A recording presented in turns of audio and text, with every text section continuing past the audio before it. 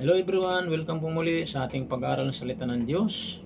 Pagpalain kayo ng Panginoon at maghanda na po tayong lahat. At sa kabuuan ng GCS, Gio Camarin Family, welcome ko po kayong lahat. At sa lahat ng mga taga-subaybay natin all over the Philippines, all over the world, welcome po sa ating pag-aaral ng salita ng Diyos. Amen. So nasa ikalawang bahagi po tayo sa ating pag-aaral.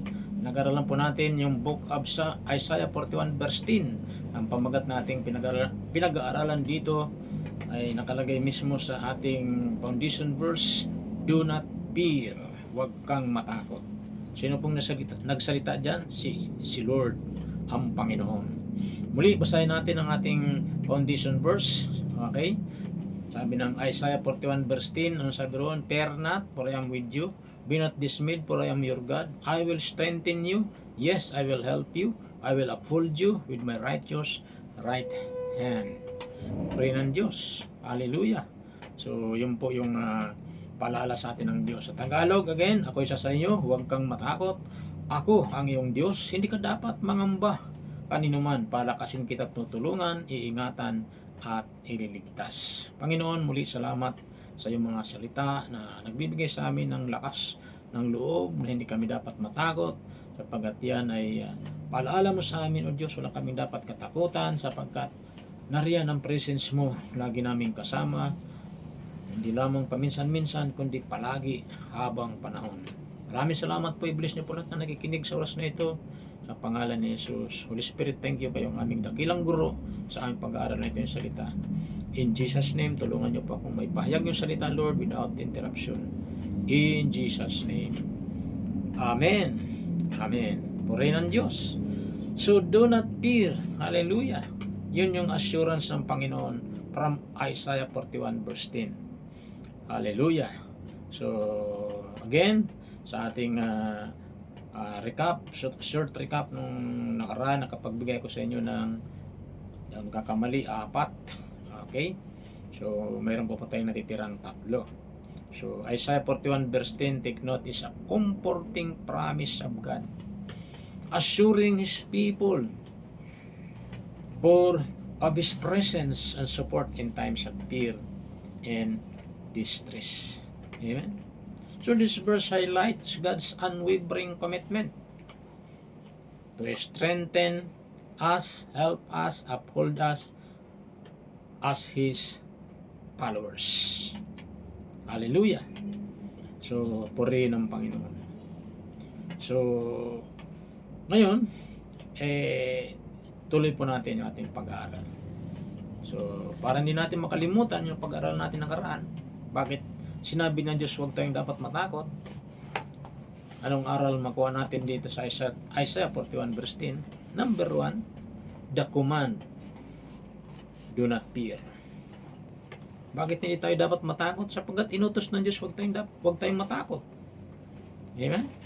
God directly address our fears, affirming that we should not let anxiety dictate us.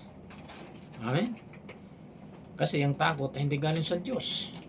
Yan ay galing kay Satanas. Malinaw po, sabi ng 2 Timothy 1:7. Ano sabi ron? God has not given us the spirit of fear, but of power, love, and sound mind. And the second nating na-share ko po nakaraan is the assurance of His presence. Bakit hindi tayo dapat matakot? Sabi ng Panginoon, kasama ko ang presensya niyo. Kasama niyo ang presensya ko. So the assurance of God's presence. Hallelujah. So, ang tiyakang presensya ng Diyos kasama natin. Tinitiyak ng Diyos na kasama natin ang kanyang presensya. I am with you, sabi ng Panginoon.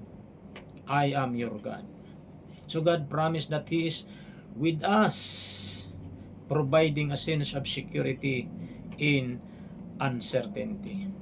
So nangako ang Diyos na siya'y kasama natin.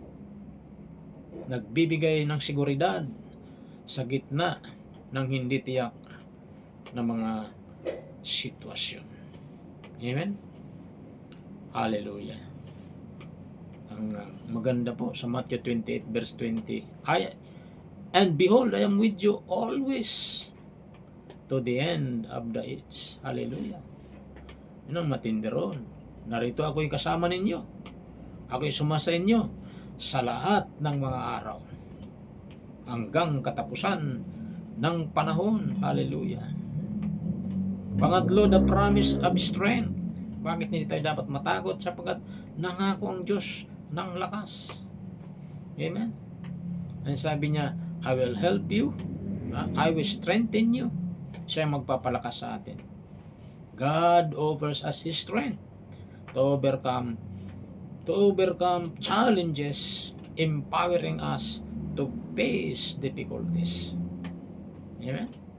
Kaya nga sabi ni Paul, I can do all things through Christ who strengtheneth me. Si David, sinabi rin niya sa book of Psalms 18 verse 1 and 2, God is my strength. Amen? Hallelujah. Psalms 46 verse 1, God is our refuge and strength, very present help in trouble. Pang-apat, bakit hindi tayo dapat matakot? Sabi ng Panginoon, do not fear, the guarantee of help. So, ginagarantiyan ng Diyos na tayo kanyang tutulungan. Kaya sabi niya, do not be afraid, I am with you, I am your God. Let nothing terrify you. I will make you strong and help you. Purihin ang Diyos. So, God is not just present. He actively helps us in our struggles, assuring us that we are not alone. Hindi po tayo nag-iisa, mga kapatid. Amen? Punta na po tayo sa panglima. Bakit hindi tayo dapat matakot? So, panglima, the support of His righteous hand. Isaiah 41 verse 10, ano sabi roon? Fear not, for I am with you. Be not dismayed, for I am your God. I will strengthen you. Yes, I will help you. I will uphold you with my righteous right hand. Amen? So, the support of His righteous hand. Ang suporta ng kanang kamay ng Diyos ay sumasa atin. Kaya hindi tayo dapat matakot, sabi ng Panginoon. Take note, God upholds us with His strong righteous right hand, promoting stability and assurance. Hallelujah. So ang Diyos ay nag-aangat sa atin gamit ang kanyang makapangyarihan at matuwid na kamay, nagdadala ng katatagan at katiyakan. Purihin ang Diyos. In the book of Isaiah, in the book of Psalms 18 verse 35, so ano po ang paalala sa atin ng Diyos? Ang sabi niya, you have given me the shield of your salvation.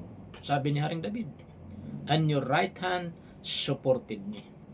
Hallelujah. So sabi ni Haring David, ibinigay mo sa akin ang kalasag ng iyong kaligtasan at ang iyong kanang kamay ay nagtataguyod. Sabi niya, nagtataguyod sa akin. Purihin ang Diyos. Hallelujah. So, napaganda po ang sinabi ni Haring David. Ang kanang kamay ng Diyos ang nagtataguyod sa akin. Pang-anim, bakit tayo sasabihin ng Diyos huwag tayong matakot? Anong aral makuha natin dito sa Isaiah 41 verse 10? Pang-anim, God's faithfulness amidst trials. Ang katapatan ng Diyos sa gitna ng pagsubok. This promise reassures us that regardless of circumstances, God remains faithful to His word and His people. Amen. Lamentation 3 verse 22 to 23. The steadfast love of the Lord never ceases. His mercies never come to an end. They are new every morning. Amen. So they are new every morning. Hallelujah. So, ang katapatan ng Diyos sa gitna ng pagsubok, ang pangako na ito, nagbibigay din na kahit anong mangyari, ang Diyos ay nanatiling tapat sa iyo, sa akin, sa ating lahat. Sa kanyang mga salita, tapat ang Diyos. Sa kanyang bayan. Sinong bayan ng Diyos? Ang kanyang mga tao, yung mga nanampalataya sa Diyos. bayan ng Diyos, Israel. Hanggang ngayon, tapat ang Diyos sa Israel. Amen? So, kaya sabi niya, huwag kayong matakot because God's faithfulness amid trials. Ang katapatan ng Diyos sa gitna ng pagsubok. So, kahit na tayo dumaan ng pagsubok, nandyan ang Diyos. Tapat siya. Amen? Kaya sinasabi niya, huwag tayong matakot. Amen? Purihin ng Diyos. Kaya wala tayong dapat pag-alala, wala tayong dapat ipangamba, ano man ang mangyari, kasama natin ang Diyos at siya'y tapat at hindi niya tayo iiwan ni pababayaan man. Amen? Hallelujah. May paalalang Diyos sa book of Aklat po ng Hebro. Okay? Kung kayo po may Biblia, basahin po natin Hebreo. So, Book of Hebrew, chapter 13. Anong paalala ng Diyos sa atin? 13, verse 5 and verse 6. Ano sabi dyan? Huwag kayong magmukhang salapi. Masyan na kayo sa anumang nasa inyo. Bakit? Sapagkat sinabi ng Diyos, hindi kita iiwan, ni pababayaan man. Walang pag-agam-agam na masabi natin, ang Panginoon ang tumutulong sa akin. Hindi ako matatakot. Ano ang magagawa sa akin ng tao? Amen? Huwag kayong magmukhang salapi. Masyan na kayo kung magkano na sa inyo. So, sa panahon ng crisis na ito, sumisigaw ang mga tao, salapi. Okay? Pambili. Kasi nga, sa tataasan ng mga bilihin. Pero sabi ng Diyos, kung magkano na sa kamay mo, masyahan ka na. Pagkat sabi ng Diyos, hindi kita iiwan ni pababayaan. Amen? So, sa panahon ng crisis, hindi tayo pababayaan ng ating Diyos na buhay. Amen? Yun ang kagandahan, mga kapatid. So, sa ating pagkatapos, so, hindi na po tayo magpapakahaba. Isaiah 41 verse 10 sa ating conclusion encapsulates God's profound promise to His people to be present, strong, helpful, and supportive in times of fear and uncertainty. Amen? So, yun po ang ating Panginoon. So, Isaiah 41 verse 10 ay nagsasaad ng makapangyarihang pangako ng Diyos sa kanyang bayan, sa atin na kanyang bayan. Ang umangkop magkaroon ng lakas, tumulong sa mga oras ng takot at kawalang katiyakan. Amen? So, by commanding us not to fear, so He invites us into a relationship of trust and reliance on Him. Sa pag-utos na huwag tayong matakot, inaanyayahan niya tayo na magtiwala at umasa sa Kanya. Amen? Kaya nga sabi ng Diyos, huwag kang matakot kasi inaanyayahan niya tayo huwag matakot kasi gusto niya magtiwala tayo sa Kanya. Ang Diyos ay may kakayahan para tayo ay tulungan, para tayo ingatan, para tayo aliwin kung tayo may nalulungkot, kung may tayong mga pangailangan, kayang-kaya na tayong tulungan. Yun ang ating Diyos. Hallelujah. Purihin ang Panginoon. And as we meditate, take note on this verse. Habang binubulay-bulay natin mga verse na ito, Isaiah 41 verse 10. So we are encouraged to cast our anxieties on God, knowing He is with us every step of the way. Amen? Purihin ang Diyos habang pinagnilay-nilayan natin ang mga talatang ito. Napaganda, basahin natin ito, nilay-nilay natin. Mga talatang yan, ako. Super, ang ganda. Pangako ng Diyos. Tayo hinihimok na ihandog ang ating mga alalahanin sa Diyos. Sa Kanyang pakikiisa ay makakamtan natin ang kapayapaan at kalakasan. Amen? So, in our trials and tribulation, sa ating pag-apply nitong pag-aaral natin ito, sa ating application, okay? let us hold onto the promises, the promise that God is our strength and refuge, always upholding us with His righteous hand. So, sa ating pag-apply nito, sa ating pinag-aralan na ito, sa ating mga pagsubok, hawakan natin ang pangako na ang Diyos ang ating lakas at kanlungan.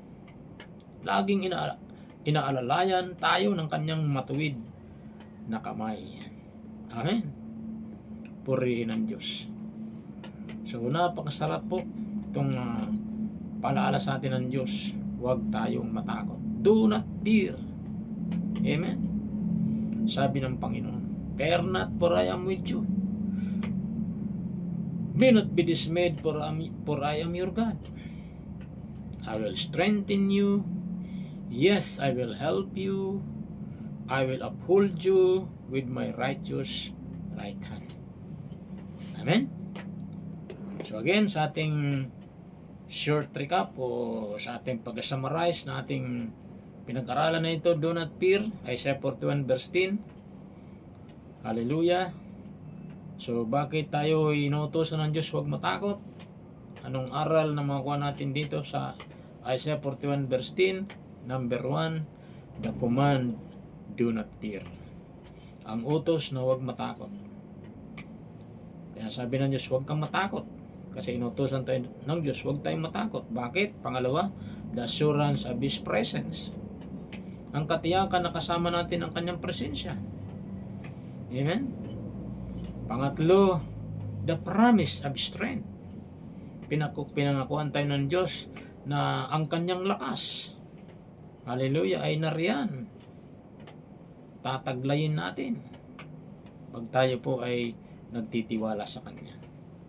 So, I will strengthen you, sabi ng Diyos. Amen? God offers us His strength to overcome challenges, empowering us to face difficulties. Siya yung ating lakas. Pang-apat, bakit tayo ay pinapaalalanan tayo na huwag matakot? The guarantee of help. Ginagarantiyan ng Diyos ang kanyang tulong sa atin ay laging on time. Amen? So siya yung ating Diyos na hindi lamang nariyan. God is not just present. He actively helps us in our struggles, assuring us that we are not alone. God is a refuge and strength, a very present help in trouble. Pang-anim, sa ating pag-summarize, the support of His righteous hand. Bakit hindi tayo dapat matakot? Sapagkat ang Diyos, ang kanyang kanang kamay, ay sinusuportahan niya tayo. God upholds us with His strong, righteous right hand, promoting stability and assurance. Lastly, God's faithfulness amidst trials. So bakit hindi tayo dapat matakot? Dahil ang Diyos, nariyan po ang kanyang katapatan. Ang katapatan ng Diyos sa gitna ng pagsubok. So this promise reassures us that regardless of circumstances, God remains faithful to His word and His people. Lamentation 3:22-23. The steadfast love of the Lord never ceases. His mercies never come to an end. They are new every morning. Hallelujah. Purihin ang Diyos. Napaganda po ang palalang ito sa atin ng Panginoon. Hope mayroon po tayong natutunan sa ating pag-aaral na ito.